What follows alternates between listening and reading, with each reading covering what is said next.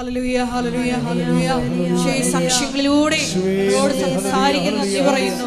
Hallelujah, മഹത്വം, മഹത്വം,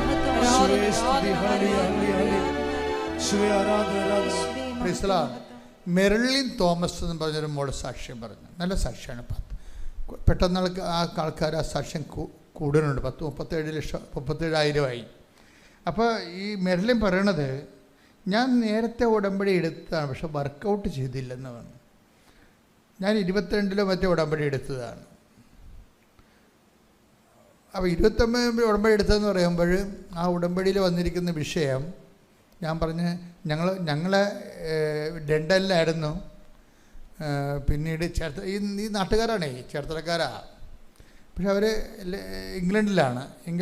അപ്പോൾ ഉടമ്പടി എടുത്തെങ്കിലും ഉടമ്പടിയിലെ കുറച്ച് കാര്യങ്ങളെ ഞങ്ങൾ ചെയ്തുള്ളൂ.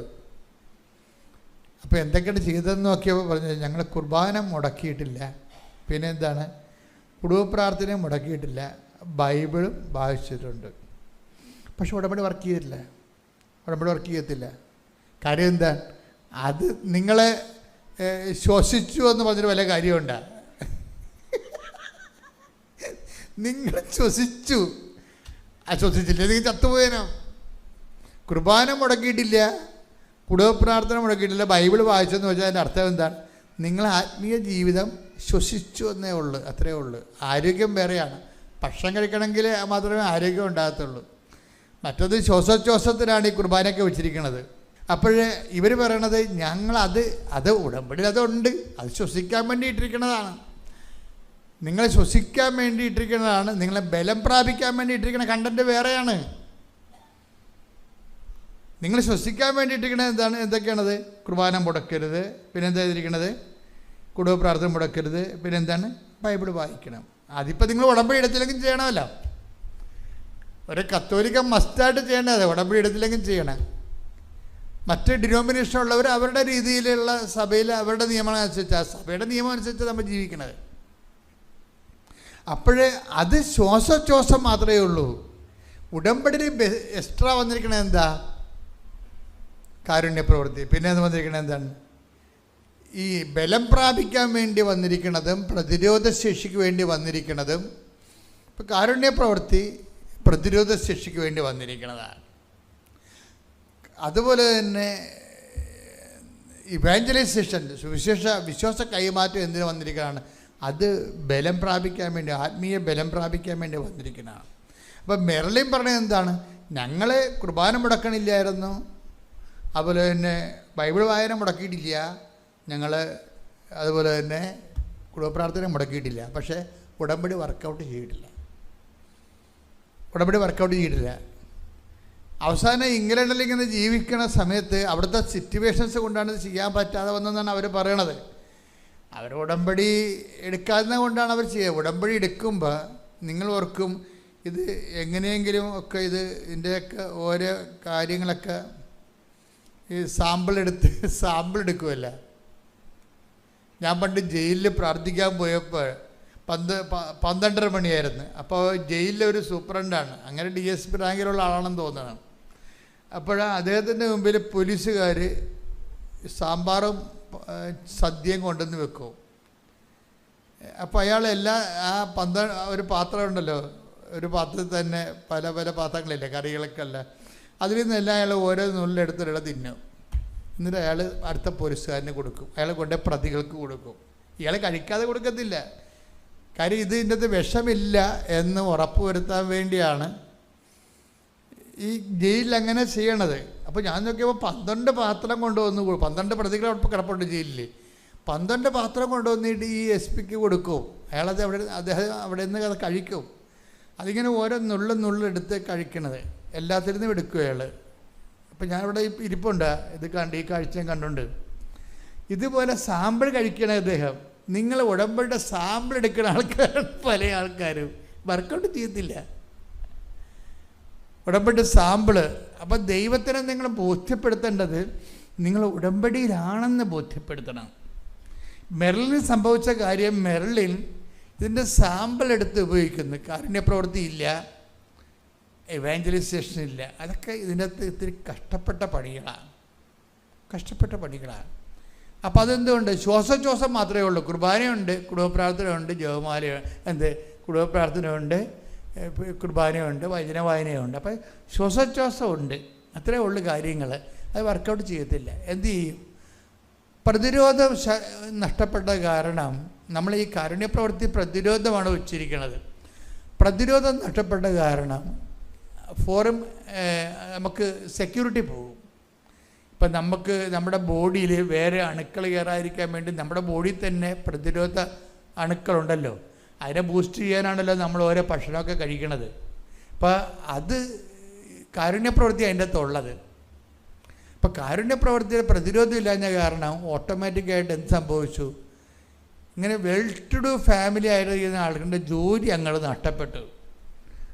ജോലി നഷ്ടപ്പെട്ട് കഴിഞ്ഞാൽ പിന്നെ ഓരോരുത്തരുടെ ട്രേഡും കരിയറും അനുസരിച്ചുള്ള പ്രൊഫഷൻ നഷ്ടപ്പെട്ട് കഴിഞ്ഞാൽ പിന്നെ ലെഫ്റ്റ് ഇൻ ദി എയറാണ്. ഒരു പിടിയും ഇല്ലാതെ ഇങ്ങനെ അന്തരീക്ഷത്തിൽ അപ്പം തടിയെ പോലെ പറന്ന് നടക്കും. അപ്പോൾ സംഗതി ജോലി നഷ്ടപ്പെട്ട് കുടുംബം അപ്പടെ കുളമായി. അപ്പോൾ പിന്നെ എന്ത് ചെയ്ത്? രണ്ടുപേരും നാട്ടിൽ നിന്ന് അവിടെ നിന്ന് തിരിച്ചു പോന്നു, നാട്ടിലേക്ക് പോന്നു. നാട്ടിലേക്ക് വന്ന സമയത്ത് അവർ കാരിങ്ങുമായി, അവർ ഗർഭിണിയുമായി. പിന്നെ ഉടമ്പടിയിൽ ഇപ്പോൾ ഒരു കുഞ്ഞൊക്കെ ആകാൻ പോകുന്നു. പിന്നെ ജോലി നഷ്ടപ്പെട്ടു. പണ്ട് ജോലി ചെയ്ത കാശ് കൊണ്ട് അത്യാവശ്യം അരിവയും മേടിച്ച് പോവുകയാണ്. ജീവിതം ഇങ്ങനെ നേരെ താഴേക്ക് തന്നെയല്ലേ. അപ്പോഴെന്താ അപ്പനും അമ്മയും പറഞ്ഞു, നിങ്ങൾ പോയി ഉടമ്പടി പുതുക്കാൻ പറഞ്ഞു. അപ്പനമ്മയും പറഞ്ഞ് നിങ്ങൾ പോയി ഉടമ്പടി പുതുക്കെന്ന് പറഞ്ഞു. അവർ വന്ന് ഉടമ്പടി പുതുക്കി, രണ്ടാമത് ഉടമ്പടി ക്ലാസ്സെല്ലാം കൂടി ഉടമ്പടി പുതുക്കി. ഇപ്പോൾ അവർക്ക് സമയമുണ്ട്. ഈ വിദേശ രാജ്യത്തുള്ളൊരു കുഴപ്പമെന്ന് പറയണത്, ഇപ്പോൾ ഞാനൊരു സ്ഥലത്ത് ചെന്നപ്പോൾ എവിടെയാണോ ഷാർജയിൽ ധരിപ്പിക്കാൻ ചെന്നപ്പോൾ ഒരു വീട്ടിൽ താമസിച്ചു. അപ്പോൾ അവർ എന്നോട് പറയാണ്, ഭാര്യയും ഭർത്താവുമാണ്, ഞങ്ങൾ തമ്മിൽ നേരിട്ട് കണ്ട് 1 മാസമായെന്ന്. നമുക്കതിന് അത്ഭുതപ്പെടാം. അവർ തമ്മിൽ നേരിട്ട് ഒരു വീട്ടിൽ താമസിക്കുകയാണ്, അവർ തമ്മിൽ എന്താ കാര്യം? ഭാര്യയ്ക്ക് നൈറ്റ് ഷിഫ്റ്റ്, ഇയാൾക്ക് ഡേ ഷിഫ്റ്റാണ്. ഇയാൾ വരുമ്പോൾ 1 മണിക്കൂർ മുമ്പ് ഭാര്യ പോകും, ഭാര്യ വരണതിന് 1 മണിക്കൂർ മുമ്പ് ഇയാൾ പോകും. അതന്നെ അവസ്ഥ വരണത്. അപ്പം അങ്ങനെ തമ്മിൽ കാണുന്നില്ല, സംസാരിക്കുന്നില്ല, അങ്ങനെ. അപ്പോൾ അതിനിടയ്ക്ക് പ്രാർത്ഥനാ ജീവിതമൊക്കെ സ്വാഹ. അപ്പം അങ്ങനെ വരുമ്പോൾ ഭയങ്കര ഇപ്പം അതെല്ലാം മാറി. ഇവർക്ക് ഇപ്പോൾ വീട്ടിൽ വന്ന് നിന്ന് ഒരു കുഞ്ഞൊക്കെ ഉള്ള കാരണം ഒരിടത്തും പോണില്ല.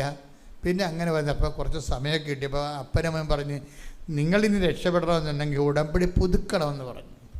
അവർ ഭാര്യയും ഭർത്താവും വന്ന് ഉടമ്പടി ആത്മാർത്ഥമായിട്ട്, ഇവർ രണ്ടുപേരും ബേസിക്കായിട്ട് നല്ല കക്ഷികളാണ്.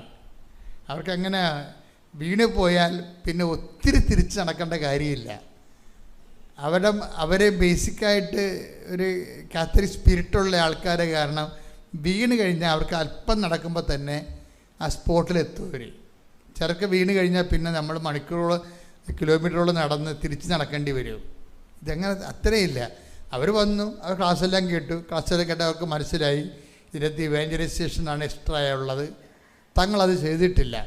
വിശ്വാസ കൈമാറ്റമാണ് എക്സ്ട്രാ ഉള്ളത്. അത് ദൈവസ്നേഹത്തോടെ ചെയ്യേണ്ടതാണ്. തങ്ങളത് ചെയ്തിട്ടില്ല. അപ്പോൾ തങ്ങളത് ചെയ്യാൻ തീരുമാനിച്ചു. അപ്പോൾ രണ്ടുപേരും ഹൈലി എഡ്യൂക്കേറ്റഡ് ആയിട്ടുള്ള ആൾക്കാരാണ്. അപ്പോൾ കാര്യങ്ങൾ ഒറ്റ പ്രാവശ്യം പറഞ്ഞാൽ അവർക്ക് കാര്യങ്ങളെല്ലാം ഓടിത്തിരിയോ, ഒന്ന് ചെയ്യൂ അല്ലെങ്കിൽ ചെയ്യത്തില്ല. എഡ്യൂക്കേഷൻ കൂടിക്കഴിഞ്ഞാലുള്ള ഒരു ഗുണം അതാണ്. എന്ന് വെച്ച് കഴിഞ്ഞാൽ അവർ ഒന്നെങ്കിൽ ചെയ്യും അല്ലെങ്കിൽ ചെയ്യത്തില്ല. തന്നിൽ ഒന്നേ ഉള്ളു. ചിലരെന്ത് വെച്ച് കഴിഞ്ഞാൽ അവർ ചെയ്തെന്ന് വരുത്തി തീർക്കും, ചെയ്തതും ചെയ്യാത്തതും ചെയ്ത ഒരുപോലെയാകും. അങ്ങനെ ചെയ്യണ കുറേ ആൾക്കാരും ഉണ്ട്. അപ്പോൾ അതൊക്കെ എല്ലാം കറക്റ്റ് ചെയ്യണം. എനിക്ക് ഇപ്പോൾ മനസ്സിലായിരിക്കണ ഒരു കാര്യം, എൻ്റെ സഹോദരങ്ങളെ, ഉടമ്പടി ദൈവത്തെ ബോധ്യപ്പെടുത്തണം നിങ്ങൾ ഉടമ്പടിയിലാണെന്നുള്ളത്. അപ്പോൾ സിമ്പിളാണ് ഉടമ്പടി. ആദ്യമായി അമ്മ മാതാവ് പ്രത്യക്ഷപ്പെട്ട ഈ അൾത്താരിൽ നിന്ന് സാക്ഷ്യം പറയാൻ ഞങ്ങളെ അനുവദിച്ചതിന് 1000 നന്ദി പറയുന്നു. എൻ്റെ പേര് ഷിനി ലിജു, എൻ്റെ സ്ഥലം കണ്ണൂരാണ്. എൻ്റെ ഹസ്ബൻഡ് ലിജു, മകൾ അലിഷ ലിജു. 2024 ജൂലൈ 24-ാം തീയതിയാണ് ഞാൻ ആദ്യമായിട്ട് ഉടമ്പടി എടുക്കുന്നത്. ഇതെൻ്റെ 2ാമത്തെ ഉടമ്പടി സാക്ഷ്യം പറയലാണ്. ആദ്യത്തെ സാക്ഷ്യം കഴിഞ്ഞ മാർച്ചിൽ ഞാൻ പറഞ്ഞിരുന്നു. ഇതേ മാർച്ചിലും എനിക്ക് സാക്ഷ്യം പറയാൻ അമ്മ അനുവദിച്ചതിന് ഒരുപാട് നന്ദി. ഞാൻ മാർച്ചിൽ എൻ്റെ എനിക്ക് PCOD അസുഖം ഉണ്ടായിരുന്നു. അപ്പോൾ അത് ഉടമ്പടി ധ്യാനത്തിലൂടെ സൗഖ്യപ്പെട്ട കാര്യമായിരുന്നു സാക്ഷ്യം പറഞ്ഞിരുന്നത്. അപ്പോൾ അന്ന് ഞാൻ അമ്മയോട് പറഞ്ഞു, അമ്മേ എനിക്ക് എൻ്റെ വെഡ്ഡിങ് ആനിവേഴ്സറിക്ക് അമ്മ സാക്ഷ്യം പറയാൻ എനിക്കൊരു അവസരം തന്നു. ഇനി എനിക്ക് ജൂലൈയിൽ എൻ്റെ ബർത്ത്ഡേ വരുന്നുണ്ട്, എനിക്ക് എന്തെങ്കിലും ഒരു ഗിഫ്റ്റ് തരണമെന്ന് പറഞ്ഞു. അപ്പം ഞങ്ങൾക്ക് രണ്ടാമതൊരു കുഞ്ഞിനെ നമ്മൾ നോക്കുന്നുണ്ടായിരുന്നു. അപ്പം അങ്ങനെ ജൂലൈ ആയപ്പോഴേക്കും ഞാൻ രണ്ടാമതൊരു കുഞ്ഞിനെ പ്രഗ്നൻ്റായി. പക്ഷേ എപ്പോഴും നമ്മുടെ ഹിതമല്ലല്ലോ, ദൈവഹിതമല്ലേ നിറവേറേണ്ടത്. എപ്പോഴും നമ്മൾ അതിനു വേണ്ടിയിട്ടാണ് പ്രാർത്ഥിക്കേണ്ടത്. നമ്മുടെ വാശിയൊന്നുമല്ല, നമ്മുടെ ഹിതമല്ല, ദൈവത്തിൻ്റെ ഹിതമാണ് നമ്മളിൽ എപ്പോഴും നിറവേറേണ്ടത്. 5-ാം മാസം ആയപ്പോഴേക്കും നോർമൽ ഡെലിവറിയിൽ കുഞ്ഞ് ജനിച്ചു. പക്ഷേ ആ കുഞ്ഞ് ദൈവത്തിൻ്റെ അടുത്തേക്ക് തന്നെ പോയി. അതിന് ശേഷമുള്ള കാര്യമാണ് ഞാൻ സാക്ഷ്യമായിട്ട് പറയുന്നത്. കുഞ്ഞ് ജനിച്ചതിന് ശേഷം ഹോസ്പിറ്റലിൽ നിന്ന് അവർ ഡിസ്ചാർജ് ചെയ്തു. എന്നോട് പറഞ്ഞു 2 ആഴ്ച കഴിയുമ്പോൾ ഒന്ന് സ്കാൻ ചെയ്യാൻ വരണമെന്ന് പറഞ്ഞു. അങ്ങനെ ഞാൻ 2 ആഴ്ച കഴിഞ്ഞിട്ട് സ്കാൻ ചെയ്യാൻ വേണ്ടിയിട്ട് വന്ന സമയത്താണ് യൂട്രസിൽ മിനിമൽ പ്രൊഡക്ട്സ് ബാക്കിയുണ്ട്, അത് ഫുള്ളായിട്ട് റിമൂവായിട്ട് പോയിട്ടില്ല എന്നുള്ളൊരു കാര്യം അറിയുന്നത്. അങ്ങനെ ഡോക്ടർ എനിക്ക് DNC സജസ്റ്റ് ചെയ്തു തന്നു. അങ്ങനെ ഞാൻ കാസർഗോഡ് ഗവൺമെൻറ് ഹോസ്പിറ്റലിൽ ഞാൻ DNCക്ക് വേണ്ടിയിട്ട് അഡ്മിറ്റായി. ശരിക്കും പറഞ്ഞാൽ അവിടുത്തെ ഡോക്ടറുടെ കാര്യം, ദൈവം ഒരുക്കിയ ഡോക്ടറുടെ കാര്യം നമ്മൾ പറയാതിരിക്കാൻ പറ്റത്തില്ല. കാരണം ഒരു ഡോക്ടറിൻ്റെ മകൾക്ക് ഒരു കാര്യം വന്ന് എങ്ങനെയാണോ നോക്കുന്നത് അതുപോലെയാണ് ആ ഡോക്ടർ എന്നെ നോക്കിയത്. ദൈവത്തിൻ്റെ വലിയൊരു അമ്മ മാതാവ് ഒരുക്കിയതാണ് ആ ഡോക്ടറെ എന്ന് വിശ്വസിക്കുന്നു. ഡോക്ടറുടെ മകളെ എങ്ങനെയാണോ കയറുന്നത്. കാരണം എന്നെ സംബന്ധിച്ച് പറയാൻ ഞാൻ ഭയങ്കര പേടിയുള്ള ആളാണ്. പേടിയെന്ന് പറഞ്ഞാൽ ഭയങ്കര പേടിയും ടെൻഷനും ഒക്കെ ഉള്ള ആളാണ് ഞാൻ. പെട്ടെന്ന് എനിക്ക് BP-യുടെ അസുഖമൊന്നുമില്ല, പക്ഷേ ടെൻഷൻ അടിച്ച് BP ഒക്കെ കൂടുന്ന അങ്ങനെയൊക്കെ എനിക്കുണ്ട്. പക്ഷേ ആ ഡോക്ടർ ഒരുപാട് എന്നെ നന്നായിട്ട് കെയർ ചെയ്തു. അങ്ങനെ DNCക്ക് വേണ്ടിയിട്ട് എന്നെ അഡ്മിറ്റ് ചെയ്ത സമയത്ത് എനിക്ക് BP കുറയുന്നില്ല. എന്നെ ഡെലിവറി വാർഡിൽ കിടത്തിയിരിക്കുകയാണ്, BP കുറയുന്നില്ല. ഡോക്ടർ പറഞ്ഞു ഇങ്ങനെ BP കുറയാതെ ഇരുന്ന് കഴിഞ്ഞാൽ നാളെ നമുക്ക് DNC ചെയ്യാൻ പറ്റത്തില്ല. പക്ഷെ എനിക്ക് BP-യുടെ അസുഖം വല്ലതും ഉണ്ടോ എന്ന് ചോദിച്ചു. ഞാൻ പറഞ്ഞു അങ്ങനെയൊന്നും ഇല്ലയെന്ന് പറഞ്ഞു. പക്ഷേ എനിക്ക് ടെൻഷൻ കാരണം BP കുറയുന്നില്ല. കുറേ നേരം അവർ ചെക്ക് ചെയ്തു. അവസാനം ഞാനിങ്ങനെ പ്രാർത്ഥിച്ചു, മാതാവേ എൻ്റെ BP ഇപ്പോൾ കുറഞ്ഞാൽ ദൈവമഹത്വം, ദൈവത്തെക്കുറിച്ച് ഞാനിവിടെ പറയും എന്ന് ഞാൻ പറഞ്ഞു. പിന്നെ നേഴ്സ് വന്നിട്ട് BP നോക്കുന്ന സമയത്ത് എൻ്റെ BP നന്നായിട്ട് നോർമലായി. ആ സമയം ആ നേഴ്സിൻ്റെ അടുത്ത് എനിക്ക് മുമ്പ് അമ്മ തന്ന എല്ലാ അനുഗ്രഹങ്ങളും കൃപാസനത്തെക്കുറിച്ചും ആ ഡെലിവറി വാർഡിൽ ആ ഒരു വേദനയുള്ള സമയത്ത് പോലും എനിക്ക് സംസാരിക്കാൻ വേണ്ടി സാധിച്ചു. അങ്ങനെ എന്നെ പിറ്റേ ദിവസം DNCക്ക് വേണ്ടിയിട്ട് കൊണ്ടുപോയി. DNC ഒക്കെ കഴിഞ്ഞു. ദൈവകൃപയാൽ DNC ഒക്കെ കഴിഞ്ഞ് ഞാൻ ഒബ്സർവേഷൻ റൂമിൽ എന്നെ വെയിറ്റ് ചെയ്യാണ്. അതൊക്കെ കഴിഞ്ഞ് ഡോക്ടർ വന്ന് പറഞ്ഞു കുഴപ്പമൊന്നുമില്ല, നാളെ രാവിലെ പോകാം, ജസ്റ്റ് അവരുടെ പ്രൊസീജിയറിൻ്റെ ഭാഗമായിട്ടൊന്ന് സ്കാൻ ചെയ്യണം എന്നെൻ്റെ അടുത്ത് പറഞ്ഞു. അപ്പോൾ ഓക്കെ പറഞ്ഞു. അപ്പോൾ പിറ്റേ ദിവസം രാവിലെ ഡോക്ടർ എന്നെ സ്കാനിങ്ങിന് വേണ്ടി പറഞ്ഞു വിട്ടു. സ്കാൻ ചെയ്ത് കഴിഞ്ഞപ്പോഴാണ് ആ മിനിമൽ പ്രൊഡക്റ്റ് പോയിട്ടില്ല, അത് യൂട്രസിൽ ഇപ്പോഴും ഉണ്ട് എന്ന് റിപ്പോർട്ട് വരുന്നത്. ഒന്ന് കുഞ്ഞ് നഷ്ടപ്പെട്ടൊരു സങ്കടമുണ്ട്. 7 വർഷങ്ങൾക്ക് ശേഷം നമുക്ക് കിട്ടുന്നതാണ്. പിന്നെ രണ്ടാമത്തെ കാര്യം എന്ന് പറയുന്നത് വീണ്ടും ഒരു DNC അല്ലെങ്കിൽ വേറെ എന്തെങ്കിലും പ്രോസസ്സിംഗ് എന്ന് പറഞ്ഞു കഴിഞ്ഞാൽ എനിക്ക് ഒന്നാമത് ടെൻഷനുള്ള ആളാണ്, എനിക്ക് സഹിക്കാൻ പറ്റില്ല. അപ്പോഴേക്കും എൻ്റെ മൈൻഡ് ഔട്ടായി, എന്താ ചെയ്യേണ്ടതെന്നൊന്നും എനിക്ക് അറിയത്തില്ല. ഭയങ്കര ടെൻഷനായി. മിനിമൽ പ്രൊഡക്ട്സ് ഇതുണ്ട്, ഇനി എന്താ ചെയ്യേണ്ടതെന്നുള്ളത് നമുക്ക് നെക്സ്റ്റ് നോക്കാം എന്നൊക്കെ പറഞ്ഞു. അപ്പോഴേക്കും ഞാനൊരു അക്രൈസ്തയാണ്, എനിക്ക് വചനങ്ങളൊന്നും നന്നായിട്ട് അറിയില്ല. പക്ഷേ എൻ്റെ മനസ്സിലേക്ക് അപ്പോൾ ഒരു ശക്തമായ വചനം വന്നു, മനുഷ്യന് അസാധ്യമായത് ദൈവത്തിന് സാധ്യമാണെന്നുള്ള വചനം. ആ വചനം എൻ്റെ മനസ്സിലിങ്ങനെ ശക്തമായിട്ട് വന്നുകൊണ്ടേയിരുന്നു. അപ്പം ഞങ്ങൾ DNC കഴിഞ്ഞ് വന്ന സമയമാണത്, സ്കാനിങ് കഴിഞ്ഞ് വന്ന സമയമാണത്. അപ്പം ഞാൻ അമ്മയോട് പറഞ്ഞു എനിക്കൊന്ന് ടോയ്ലറ്റിൽ പോകണം എന്ന് പറഞ്ഞു. അപ്പോൾ DNC കഴിഞ്ഞതേ ഉള്ളൂ, അപ്പം ഒറ്റയ്ക്ക് ടോയ്ലറ്റ് വിടില്ല. പക്ഷേ ഞാൻ അമ്മയോട് പറഞ്ഞു എനിക്ക് എന്തായാലും പോകണമെന്ന് പറഞ്ഞു. ഗവൺമെൻറ് ഹോസ്പിറ്റലിൽ ഞാൻ ടോയ്ലറ്റിൽ പോയി. അവിടെ പോയി ഞാൻ കതക് കുറ്റിയിട്ട് ഞാനവിടെ മുട്ടിമേ നിന്ന് ബാത്റൂമിൽ നിന്ന് പ്രാർത്ഥിച്ചു, ദൈവമേ ഇനിയൊന്നും സഹിക്കാൻ എനിക്ക് പറ്റത്തില്ല, ഇത് എന്നിൽ നിന്ന് എടുത്ത് നീക്കണം, എനിക്കിന്ന് വൈകുന്നേരം തന്നെ ഡിസ്ചാർജ് വാങ്ങി വീട്ടിൽ പോകണം എന്ന് ഞാൻ ദൈവത്തോട് പ്രാർത്ഥിച്ചു. അമ്മ മാധവനോട് കരഞ്ഞു പ്രാർത്ഥിച്ചു. അപ്പോൾ എൻ്റെ അമ്മ വന്ന് വിളിച്ചിട്ട് പറഞ്ഞു ഡോക്ടർ വിളിക്കുന്നുണ്ട്, ഒന്നും കൂടെ ഒന്ന് സ്കാൻ എടുത്ത് നോക്കാം എന്ന് പറഞ്ഞു. അങ്ങനെ അപ്പം തന്നെ എന്നെ വീണ്ടും ഒരു സ്ഥലത്തേക്ക് സ്കാനിങ്ങിന് വേണ്ടി വിട്ടു. ഞാൻ ഉടമ്പടി തൈലം വിശ്വാസപൂർവ്വം വയറ്റിൽ തേച്ച് പ്രാർത്ഥിച്ചു. ഉടമ്പടി ഉപ്പ് വെള്ളത്തിൽ കലർത്തി കുടിച്ചു. നമുക്ക് സ്കാനിങ്ങിന് മുമ്പ് വെള്ളം കുടിക്കണം, അതിൽ ഉടമ്പടി ഉപ്പിട്ട് കുടിച്ചു. അതുപോലെ സ്കാനിങ് സെൻറ്ററിലും ഉപ്പിട്ട് ശക്തമായി പ്രാർത്ഥിച്ചു. ദൈവമേ, ഇന്ന് വൈകുന്നേരം തന്നെ എനിക്ക് വീട്ടിൽ പോകണം, ഇതെന്നിൽ നിന്ന് എടുത്തു മാറ്റണം എന്ന് പറഞ്ഞ് ഞാൻ പ്രാർത്ഥിച്ചു. അങ്ങനെ സ്കാന് കഴിഞ്ഞു. റിപ്പോർട്ട് വന്നപ്പോൾ ആ റിപ്പോർട്ടിൽ മിനിമൽ പ്രോഡക്റ്റ് ഇല്ല, യൂട്രസ് കംപ്ലീറ്റ് ക്ലീൻ ആണ് എന്നുള്ളൊരു റിപ്പോർട്ട് വന്നു. അതെനിക്കൊരു ഭയങ്കര ഒരു അത്ഭുതമായിരുന്നു ദൈവം എന്നിൽ പ്രവർത്തിച്ചത്. ഞാൻ ഒരുപാട് നന്ദി പറയുന്നു. അതുപോലെ തന്നെ എനിക്ക് ഈ കുഞ്ഞിനെ ഡെലിവറി കഴിഞ്ഞതിന് ശേഷം, മോളെ ഡെലിവറി കഴിഞ്ഞ ശേഷം ഒരു 2 മാസം കഴിഞ്ഞപ്പോൾ എനിക്ക് വാദത്തിൻ്റെ അസുഖം ഉണ്ടായിരുന്നു. പക്ഷെ പിന്നെ ഒരു 7 വർഷം കഴിഞ്ഞിട്ടാണ് നമുക്ക് അടുത്ത കുഞ്ഞുണ്ടാകുന്നത്. അപ്പം ഞാൻ ഈ കാര്യം മറന്നുപോയി. അപ്പം അനസ്തേഷ്യ ഡോക്ടർ ചോദിച്ചിരുന്നു നമ്മളോട്, നിങ്ങൾക്ക് എന്താണ് വാദം അങ്ങനെ എന്തെങ്കിലും ഉണ്ടോ എന്ന്. അപ്പം ഞാനില്ല എന്ന് പറഞ്ഞു, മറന്നുപോയിട്ട്.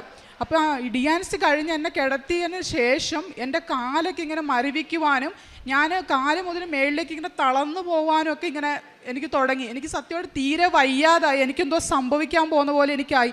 അപ്പോഴാണ് എൻ്റെ മനസ്സിലേക്ക്, നിനക്ക് വാദം ഉണ്ടായിരുന്നല്ലോ, നീ അത് പറഞ്ഞില്ലല്ലോ എന്നുള്ളൊരു മനസ്സിൽ എനിക്കൊരു തോന്നൽ വരുന്നത്. അപ്പോഴേക്കും എനിക്ക് നാക്കൊക്കെ തരിക്കാനൊക്കെ തുടങ്ങി. പക്ഷെ ഞാൻ ഡോക്ടറെ അടുത്ത് പറഞ്ഞില്ല. ഞാൻ അമ്മയോട് പറഞ്ഞു, ഞാൻ നേഴ്സോട് പറഞ്ഞു എൻ്റെ അമ്മയൊന്ന് വിളിക്കും, എനിക്ക് കുറച്ച് വെള്ളം വേണമെന്ന് പറഞ്ഞു. അമ്മ വന്നപ്പോൾ ഞാൻ പറഞ്ഞു, അമ്മ എനിക്ക് വെള്ളമല്ല വേണ്ടത്, ഉടമ്പടി തൈലം എങ്ങനെയും ഒന്ന് കൊണ്ടുതരാമോ എന്ന് ചോദിച്ചു.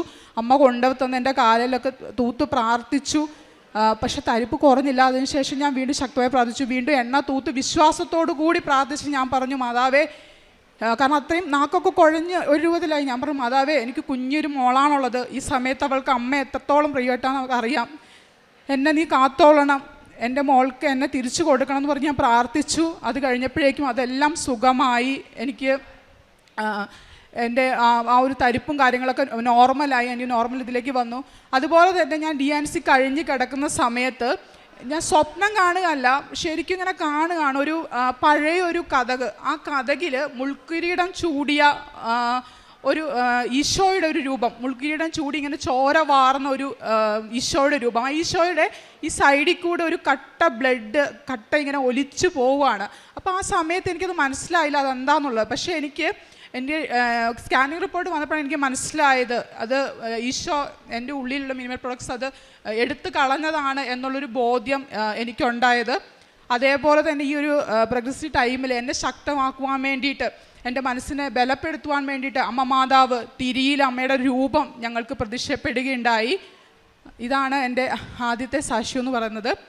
രണ്ടാമത്തേന്ന് പറഞ്ഞു കഴിഞ്ഞാൽ, എൻ്റെ ഹസ്ബൻഡ് വർക്ക് ചെയ്യുന്ന കമ്പനിയിൽ ഒരുപാട് നാളായിട്ട് ശമ്പളം മുടങ്ങിക്കിടക്കുമായിരുന്നു. ഇപ്പോൾ 1 മാസം ചെയ്തിട്ടുണ്ടെങ്കിൽ 2 മാസത്തേക്ക് ശമ്പളമില്ല, അല്ലെങ്കിൽ കുറേ നാളത്തേക്ക് ശമ്പളമില്ല. അങ്ങനെ ഭയങ്കര കഷ്ടമായിരുന്നു. നമുക്ക് ലോണ് കാര്യങ്ങളുണ്ട്, അതുപോലെ തന്നെ മോളുടെ വിദ്യാഭ്യാസം, ഞങ്ങൾ ക്വാർട്ടേഴ്സിലാണ് താമസിക്കുന്നത്. അപ്പം നമുക്ക് ശമ്പളമില്ലാതെ ഒരാളുടെ വരുമാനം കൊണ്ട് നമുക്ക് മുന്നോട്ട് പോകാൻ പറ്റത്തില്ലല്ലോ. അപ്പോൾ ഞാൻ ഹസ്ബൻഡിൻ്റെ അടുത്ത് പറഞ്ഞു, കമ്പനിയിൽ ഉപ്പിട്ട് പ്രാർത്ഥിക്കാൻ പറഞ്ഞു. അങ്ങനെ ഹസ്ബൻഡ് കൊണ്ടുപോയി ഉപ്പിട്ട് പ്രാർത്ഥിച്ച് കഴിഞ്ഞപ്പോൾ അന്ന് മുതൽ ഇന്ന് വരെ ശമ്പളത്തിൽ ഒരു തടസ്സവും വന്നിട്ടില്ല. അതുമാത്രമല്ല, ആ കമ്പനി നല്ലൊരു ടേൺ ഓവറിലേക്ക് പോവുകയും ചെയ്തു. ഇതാണ് രണ്ടാമത്. മൂന്നാമത് പറയാനുള്ളത്, ഞങ്ങൾക്കൊരു വാഹനം കിട്ടിയതാണ്. അതൊരു ഭയങ്കര അത്ഭുതമായിരുന്നു. കാരണം എന്താണെന്ന് വെച്ച് കഴിഞ്ഞാൽ, ഞങ്ങൾക്കൊരു പഴയ വാഹനമുണ്ട്. പക്ഷെ അത് 2 റിന്യൂവലൊക്കെ കഴിഞ്ഞ് ഏകദേശം അത് കൊടുത്താൽ ഒരു 20,000 രൂപ പോലും കിട്ടത്തില്ല, അല്ലെങ്കിൽ അത് തൂക്കി കൊടുക്കേണ്ടി വരും അവസ്ഥയായിരുന്നു. അപ്പോൾ ഞങ്ങൾക്കൊരു വണ്ടി വളരെ അത്യാവശ്യമായിരുന്നു. കാരണം ഞങ്ങൾ നാട്ടിലൊക്കെ പോകണമെങ്കിൽ ഞങ്ങൾ വണ്ടിക്കാണ് പോകുന്നത്. എന്തെങ്കിലും അത്യാവശ്യം, വീട്ടിലൊന്നും ആരുമില്ല, അപ്പോൾ എന്തെങ്കിലും അത്യാവശ്യം ഉണ്ടെങ്കിൽ പെട്ടെന്ന് ഞങ്ങൾ ഈ വണ്ടിയൊക്കെ എടുത്തിട്ടാണ് പോകുന്നത്. അപ്പോൾ ഞങ്ങൾക്കൊരു വണ്ടി വേണമെന്ന് ഭയങ്കര ആഗ്രഹമായിരുന്നു. അപ്പോൾ ഞാനൊരു ദിവസം സാക്ഷ്യത്തിൽ കേട്ടിട്ടുണ്ട്, ഇവിടെ വന്ന സമയത്ത് ഒരു ചേച്ചി വണ്ടി വേണമെന്ന് ആഗ്രഹിച്ച് അവർ കീ ചെയിൻ മേടിച്ചുകൊണ്ട് പോയി എന്നുള്ളത്. അപ്പം ഞാനും ഇവിടെ വന്ന് ഈ ഒരു കീ ചെയിൻ ഇവിടെ നിന്ന് വാങ്ങി. കഴിഞ്ഞ നമ്മുടെ ജപമാല റാലിക്ക് ഞാൻ പങ്കെടുത്തിരുന്നു. ആ സമയത്താണ് ഞാൻ ഈ കീ ചെയിൻ മേടിച്ചത്. അപ്പോൾ ഈ കീ ചെയിൻ കൊണ്ടുപോയിട്ട് ഞാൻ വീട്ടിൽ വെച്ചു. അപ്പോൾ എനിക്കും എന്തായാലും ഒരു വണ്ടി തരും എന്ന് ഞാൻ ഉറച്ചു വിശ്വസിച്ചു. അങ്ങനെ അത് കഴിഞ്ഞ് ഇങ്ങനെ ഞങ്ങൾ വണ്ടിയെക്കുറിച്ചൊക്കെ ചർച്ച ചെയ്തിട്ടുണ്ട്. അപ്പോഴാണ് പെട്ടെന്ന് ഫേസ്ബുക്കിലൊരു പരസ്യം കാണുന്നത്. ഒരു വണ്ടി, ഒരു 4 ലക്ഷം രൂപയുടെ ഒരു വണ്ടി, പുതിയ വണ്ടി. അപ്പം ഞാൻ ഹസ്ബൻഡിൻ്റെ അടുത്ത് പറഞ്ഞു, നമുക്ക് ചുമ്മാ ഇത് ഷോറൂമിൽ പോയി നോക്കാവോ എന്ന് ചോദിച്ചു. ഈ നോക്കാമെന്ന് പറയുന്നത് ഞങ്ങൾക്ക് ഓൾറെഡി ലോണും കാര്യങ്ങളും കടവും എല്ലാം ഉണ്ട്, 1 രൂപ കയ്യിൽ എടുക്കാനില്ല, വണ്ടി എടുക്കാനുള്ളൊരു നിവർത്തി നമുക്കില്ല, സ്വർണ്ണം എല്ലാം പണയത്തിലാണ്. അപ്പോൾ ഏട്ടൻ എൻ്റെ അടുത്ത് ചോദിച്ചു, എങ്ങനെ പോയി എടുക്കാനാണ് വണ്ടി, കാരണം കയ്യിൽ കാശുണ്ടെങ്കിലല്ലേ. അപ്പം ഞാൻ പറഞ്ഞു, ചുമ്മാ നമുക്ക് പോയി നോക്കാമെന്ന് പറഞ്ഞു. അങ്ങനെ ഞങ്ങൾ പോയിട്ട് ഷോറൂമിൽ പോയിട്ട് വണ്ടിയൊക്കെ നോക്കി വന്നു. അത് വണ്ടിയൊക്കെ നോക്കി വന്നു. വണ്ടിയൊക്കെ ഞങ്ങൾക്ക് ഇഷ്ടപ്പെട്ടു. അത് നമ്മുടെ ടാറ്റയുടെ ഒരു ടിയാഗോ വണ്ടിയായിരുന്നു, ഒരു വൈറ്റ് കളർ. അതൊക്കെ നോക്കിയിട്ട് ഞങ്ങൾ വന്നു. അതിനുശേഷം ഈ വണ്ടിയുടെ പ്രോസസ്സിങ് നടക്കുന്നില്ല. അപ്പം ഞാനിങ്ങനെ ഓർത്തു, ഇതെന്താ മാതാവേ, എനിക്കൊരു വണ്ടി വേണമെന്ന് പറഞ്ഞിട്ട് എന്താ മാതാവേ, ഞാനിങ്ങനെ മാതാവിനോട് ചോദിച്ചു. അപ്പോഴാണ് ഹസ്ബൻഡ് അന്ന് വൈകുന്നേരം വന്നിട്ട് എന്നോട് പറഞ്ഞത്, എടി പുതിയ വണ്ടി എടുക്കുമ്പോൾ നമുക്ക് എല്ലാ വിലയും കൂടെ താങ്ങത്തില്ല, അപ്പം നീ നമുക്കൊരു പഴയ വണ്ടി നോക്കിയാലോ, ഒരു 3 വർഷം പഴക്കമുള്ള ഒരു വണ്ടി നമുക്ക് നോക്കിയാലോ എന്ന് പറഞ്ഞു. അത് പറഞ്ഞ് നമുക്കങ്ങനെ നോക്കാമെന്ന് പറഞ്ഞു. തലേദിവസം പറഞ്ഞു. പിറ്റേ ദിവസം രാവിലെ ഞാൻ 5:30 പ്രാർത്ഥന കഴിഞ്ഞപ്പം എനിക്ക് മനസ്സിലിങ്ങനെ വരുവാണ്, നീ ആ ഫേസ്ബുക്ക് മൊബൈൽ എടുത്തിട്ട് OLX എടുത്തിട്ട് അതിൽ ടാറ്റ അടിച്ചിട്ട് അതിൽ ടിയാഗോ എന്നുണ്ട്, അതൊന്ന് ഓപ്പൺ ചെയ്ത് നോക്കാൻ വേണ്ടി എൻ്റെ മനസ്സിലിങ്ങനെ വരികയാണ്. അപ്പം ഞാൻ ഇതെന്താ ഇങ്ങനെ വരുന്നതെന്ന് വിചാരിച്ച് ഞാൻ പെട്ടെന്ന് പോയിട്ട്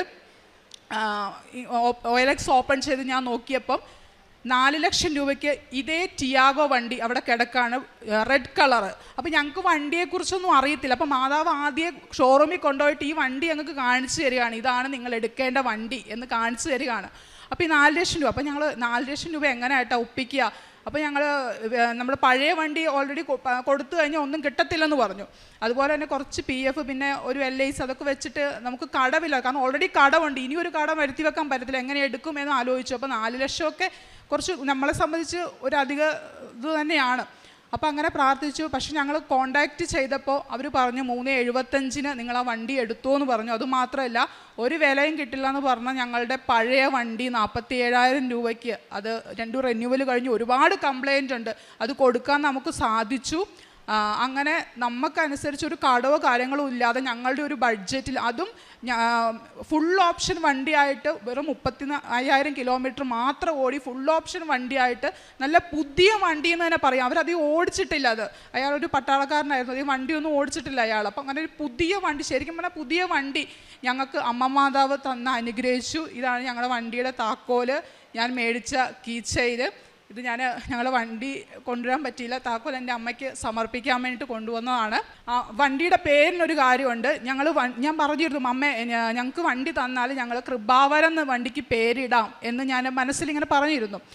അപ്പോൾ വണ്ടി കിട്ടിക്കഴിഞ്ഞപ്പം നമുക്ക് കൃപാവരം സിമ്പിൾ സ്പെല്ലിംഗ് ആണ്, പക്ഷെ എന്നാൽ എൻ്റെ മനസ്സിൽ ഗൂഗിൾ ട്രാൻസ്ലേറ്ററിൽ കൃപാവരം എന്ന് എഴുതാൻ വേണ്ടിയിട്ട് എൻ്റെ മനസ്സിലിങ്ങനെ പറയുകയാണ്. അപ്പോൾ ഞാനിങ്ങനെ ഗൂഗിൾ ട്രാൻസ്ലേറ്ററിൽ കൃപാവരം എന്ന് മലയാളത്തിൽ എഴുതിയപ്പോൾ അത് ഇംഗ്ലീഷിൽ ഗ്രേസ് എന്ന് പറഞ്ഞു വന്നു. അപ്പോൾ നമുക്ക് മനസ്സിലായി അമ്മ ആഗ്രഹിക്കുന്ന പേര് ഗ്രേസ് എന്നാണ്. അതായത് നമ്മുടെ മെറിറ്റിലല്ല, ദൈവത്തിൻ്റെ കൃപയാലാണ്, ദൈവത്തിൻ്റെ ക്രേസിലാണ് അത് പ്രവർത്തിച്ചത്. കാരണം നമ്മുടെ ഒരു മെറിറ്റിലുമല്ല വണ്ടി കിട്ടിയത്, അത് ഫുൾ ഓപ്ഷൻസ് ആയിട്ട് ആ ഒരു വണ്ടി ഞാൻ പറഞ്ഞില്ലേ, പൈസയുടെ ബുദ്ധിമുട്ടെല്ലാം കൊണ്ട് ഞങ്ങളുടെ ഒരു മെറിറ്റിലുമല്ല അത് കിട്ടിയത്, ദൈവത്തിൻ്റെ അനുഗ്രഹത്തിലാണ്. അപ്പോൾ ഞങ്ങളുടെ വണ്ടിക്ക് ഞങ്ങൾ അമ്മയുടെ ഇഷ്ടപ്രകാരം ഗ്രേസ് എന്നാണ് പേര് ഇട്ടിരിക്കുന്നത്. അങ്ങനെ ചെറുതും വലുതുമായിട്ടുള്ള ഒരുപാട് അനുഗ്രഹങ്ങൾ എനിക്ക് ദൈവം തന്നിട്ടുണ്ട്. അതുപോലെ പ്രേക്ഷിത പ്രവർത്തനം എന്ന് പറഞ്ഞു കഴിഞ്ഞാൽ പത്രം, ഞങ്ങളുടെ സ്വന്തം സ്ഥലം കണ്ണൂരാണ്, പക്ഷെ ഞങ്ങൾ ഹസ്ബൻഡ് വർക്കിംഗ് ആയതുകൊണ്ട് 8-9 വർഷമായിട്ട് കാസർഗോഡാണ്. അവിടുന്ന് കണ്ണൂർ, പയ്യന്നൂർ, വേറെ സ്ഥലങ്ങളിലൊക്കെ ഞങ്ങൾ പത്രം 3 പേര് ഒരുമിച്ച് ഞങ്ങൾ പത്രം കൊണ്ട് കൊടുക്കാറുണ്ട്. അതുപോലെ തന്നെ വഴിയിൽ ഇരിക്കുന്ന ആൾക്കാർക്കൊക്കെ ഫുഡ് വാങ്ങിച്ചു കൊടുക്കാറുണ്ട്. എല്ലാ മാസവും ഒരു ചെറിയ തുകയാണെങ്കിൽ പോലും മറ്റുള്ളവർക്ക് കൊടുത്ത് സഹായിക്കാറുണ്ട്.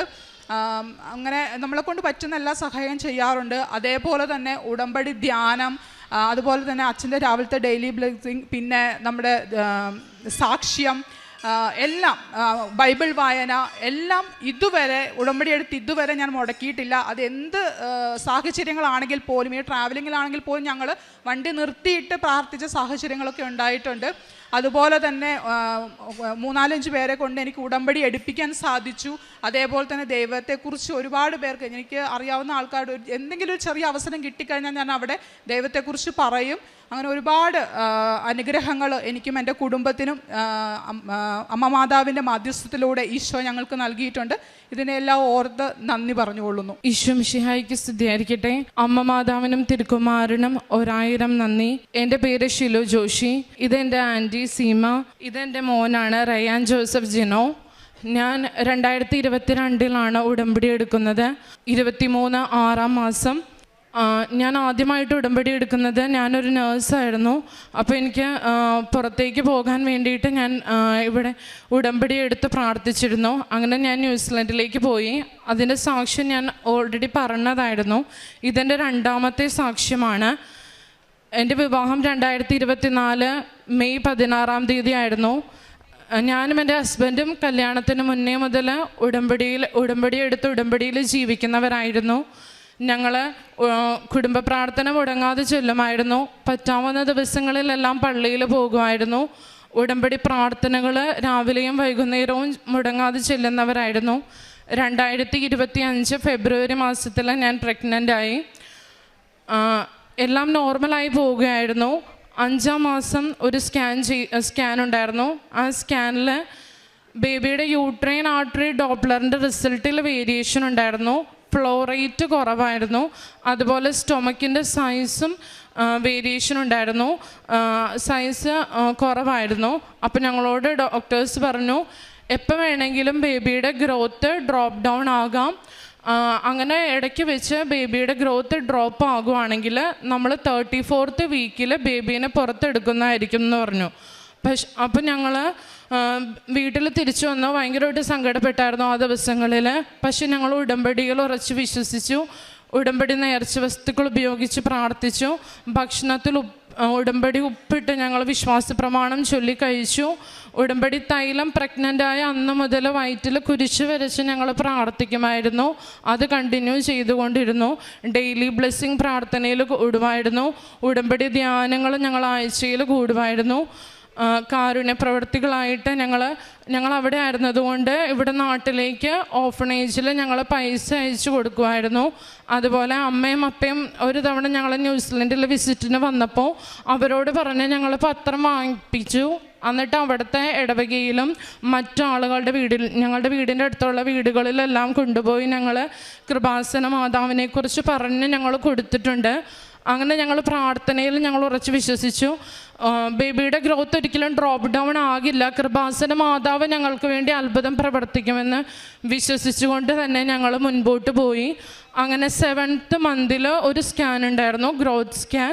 ആ ഗ്രോത്ത് സ്കാനിൻ്റെ സമയത്ത് ബേബിയുടെ സ്റ്റൊമക്കിൻ്റെ സൈസ് നോർമലായിട്ട് കാണപ്പെട്ടു. അങ്ങനെ പിന്നീട് പ്രഗ്നൻസിയിൽ യാതൊരു കുഴപ്പങ്ങളും ഉണ്ടായിരുന്നില്ല. ബേബി 38th വീക്കിൽ ബേബി ഔട്ടായി. ഞങ്ങളോട് പറഞ്ഞായിരുന്നു ബേബിയുടെ വെയിറ്റ് എപ്പോൾ വേണമെങ്കിലും കുറയാമെന്ന്. പക്ഷേ ബേബി 38th വീക്കിൽ ഔട്ടായപ്പോൾ 3 kg ഉണ്ടായിരുന്നു. അത് ഞങ്ങൾക്ക് കൃപാസന മാതാവ് തന്ന ബേബിയാണ്. യാതൊരു പ്രശ്നങ്ങളും കൂടാതെ അമ്മ മാതാവ് തന്നെ ഞങ്ങൾക്ക് ഒരു മോനെ നൽകി. 2025 നവംബർ മാസത്തിൽ ഞങ്ങളെ അനുഗ്രഹിച്ചു. ഇതാണ് ഞങ്ങൾക്ക് ലഭിച്ച ഏറ്റവും വലിയ അനുഗ്രഹം. ഉടമ്പടിയിലായിരിക്കെ ഞങ്ങളുടെ ജീവിതത്തിൽ മാറ്റങ്ങൾ ഉണ്ടായിട്ടുണ്ട്. ഞങ്ങൾ രണ്ടുപേരും അമ്മ മാതാവിനോടും തിരുക്കുമാരനോടും ഒത്തിരി അടുത്ത് ജീവിക്കാൻ ഞങ്ങൾക്ക് സാധിച്ചു. പറ്റാവുന്ന ദിവസങ്ങളിലെല്ലാം ഞങ്ങൾ അവിടെ ആയിരുന്നപ്പോഴും പള്ളിയിൽ പോകാറുണ്ടായിരുന്നു. കുടുംബ പ്രാർത്ഥന മുടങ്ങാതെ ചെല്ലാൻ പറ്റുക എന്നുള്ളത് തന്നെ, ഞാനൊരു നഴ്സായിട്ടാണ് വർക്ക് ചെയ്യുന്നത്. പല ഷിഫ്റ്റുകളും നമുക്കുണ്ടാകും. ചില സമയങ്ങളിൽ 11:30 ആകുമ്പോഴായിരിക്കും വീട്ടിൽ വരുന്നത്. എന്നിട്ട് ആ 1/2 മണിക്കൂർ ഉള്ള സമയത്ത് ഞാനും ഹസ്ബൻഡിനെ പിറ്റേ ദിവസം രാവിലെ 7 മണിക്ക് ഡ്യൂട്ടിക്ക് പോകേണ്ടതായിരിക്കും. ഞങ്ങൾക്ക് വേണമെങ്കിൽ കിടന്നുറങ്ങാമായിരുന്നു. പക്ഷെ ഞങ്ങൾ അങ്ങനെയൊന്നും ചെയ്തില്ലായിരുന്നു. ഞങ്ങൾ അന്ന് കല്യാണം കഴിഞ്ഞ ആ സമയം തൊട്ട് കുടുംബ പ്രാർത്ഥന മുടങ്ങിയിട്ടുണ്ടായിരുന്നില്ല. ഞങ്ങൾ 1/2 മണിക്കൂറുണ്ടെങ്കിൽ 1/2 മണിക്കൂറിൽ ഞങ്ങൾ പ്രാർത്ഥിക്കുമായിരുന്നു. അങ്ങനെ ഞങ്ങൾക്ക് ലഭിച്ച വലിയൊരു അനുഗ്രഹമാണ് ഈ മകൻ. ഇത്രയും വലിയ അനുഗ്രഹം ഞങ്ങൾക്ക് നൽകിയ അമ്മ മാതാവിനും തിരുക്കുമാരനും 1000 നന്ദി. അപ്പോൾ ഇനി ഇവിടെ വന്ന് ഉടമ്പടി എടുക്കുന്ന ആരെയും അമ്മ മാതാവ് ഉപേക്ഷിക്കില്ല. നമ്മളുടെ പ്രാർത്ഥനകളെല്ലാം അമ്മ മാതാവ് കേൾക്കും. അമ്മ മാതാവ് തന്നെ നമുക്കതിനുത്തരം നൽകുകയും ചെയ്യും. എല്ലാത്തിനും അമ്മ മാതാവിനും തിരുക്കുമാരനും 1000 നന്ദി.